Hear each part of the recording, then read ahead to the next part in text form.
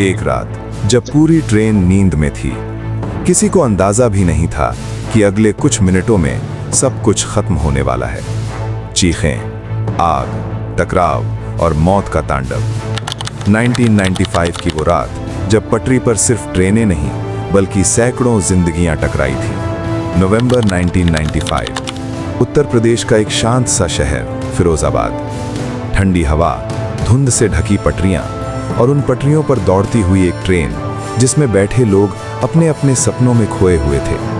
किसी को घर पहुंचना था, किसी को नई शुरुआत करनी थी और किसी को शायद आखिरी बार अपने परिवार से मिलना था। लेकिन उन्हें नहीं पता था कि उनकी ये यात्रा उनकी जिंदगी की सबसे भयानक रात बनने वाली है। रात के करीब 8 बजे कालिंदी एक्सप्रेस धीरे धीरे पटरियों पर आगे बढ़ रही थी। ट्रेन के अंदर का माहौल बिल्कुल सामान्य था। कोई खिड़की से बाहर देख रहा था, कोई अपने बच्चों को सुला रहा था, कोई मोबाइल तो नहीं लेकिन पुराने जमाने की बातें कर रहा था। एक बुजुर्ग आदमी अपने पोते से बोला, बस बेटा, थोड़ी देर में घर आ जाएगा। लेकिन उसे नहीं पता था कि ये थोड़ी देर कभी खत्म ही नहीं होगी। अचानक ट्रेन धीरे धीरे रुकने लगती है। ब्रेक की आवाज। लोग हैरान, क्या हुआ, क्यों रुकी ट्रेन? ड्राइवर ने दूर कुछ देखा था। पटरियों पर कुछ अजीब, कुछ हिलता हुआ। धुंध के बीच एक गाय पटरी पर खड़ी थी। ड्राइवर ने तुरंत ब्रेक लगाया और ट्रेन रुक गई। कुछ लोग उतरकर देखने लगे, अरे हटाओ इसे।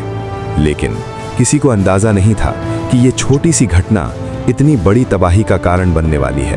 अंधेरा बढ़ रहा था, धुंध और घनी हो रही थी और कहीं दूर एक और ट्रेन आ रही थी। दूसरी तरफ पूरी रफ्तार से दौड़ रही थी पुरुषोत्तम एक्सप्रेस। उस ट्रेन के ड्राइवर को सामने खड़ी कालिंदी एक्सप्रेस दिखाई ही नहीं दे रही थी, क्योंकि धुंध बहुत घनी थी, सिग्नल क्लियर था और स्पीड बहुत ज्यादा। 2 ट्रेनें, एक खड़ी हुई, एक तेज रफ्तार में, और उनके बीच की दूरी हर सेकंड कम होती जा रही थी। कालिंदी एक्सप्रेस में बैठे लोग, कोई खाना खा रहा था, कोई सो गया था, कोई हंस रहा था। उन्हें नहीं पता था कि मौत उनकी तरफ पूरी रफ्तार से दौड़ रही है। और फिर अचानक दूर से आती हुई एक तेज रोशनी, एक जोरदार हॉर्न। 2 ट्रेनें, एक खड़ी हुई, एक तेज रफ्तार में, और उनके बीच की दूरी हर सेकंड कम होती जा रही थी। एक तेज हॉर्न, लेकिन अब बहुत देर हो चुकी थी। पुरुषोत्तम एक्सप्रेस पूरी रफ्तार से आकर सीधे टकरा गई कालिंदी एक्सप्रेस से। भड़ाम! ऐसा लगा जैसे धरती हिल गई हो। डिब्बे एक दूसरे के ऊपर चढ़ गए, लोहे के टुकड़े हवा में उड़ने लगे, खिड़कियां चकनाचूर हो गईं। एक ही पल में सैकड़ों लोगों की जिंदगी उलट गई। अंदर सब कुछ अंधेरा, कोई सीट के नीचे फंसा हुआ, कोई खून से लथपथ, कोई अपने परिवार को पुकार रहा था, माँ बचाओ, कोई है। चीखें, हर तरफ सिर्फ चीखें। टक्कर के बाद कुछ डिब्बों में आग लग गई। धुआं, जलती हुई लकड़ी और लोहे की गंध, घुटती हुई सांसें। लोग बाहर निकलने की कोशिश कर रहे थे, लेकिन डिब्बे जाम थे, रास्ता बंद था और समय बहुत कम। एक माँ अपने बच्चे को सीने से लगाए बैठी थी। वो खुद घायल थी, लेकिन अपने बच्चे को बचाने की कोशिश कर रही थी। डरो मत बेटा, कुछ नहीं होगा। लेकिन कुछ ही मिनटों में उसकी आवाज हमेशा के लिए खामोश हो गई। एक युवक जो अभी कुछ देर पहले हंस रहा था, अब अपने दोस्त को हिला रहा था, लेकिन वो दोस्त कभी उठने वाला नहीं था। बाहर का मंजर किसी युद्ध से कम नहीं था। चारों तरफ मलबा, चीखते हुए लोग, जलते हुए डिब्बे, और अंधेरे में बस एक ही आवाज गूंज रही थी, बचाओ।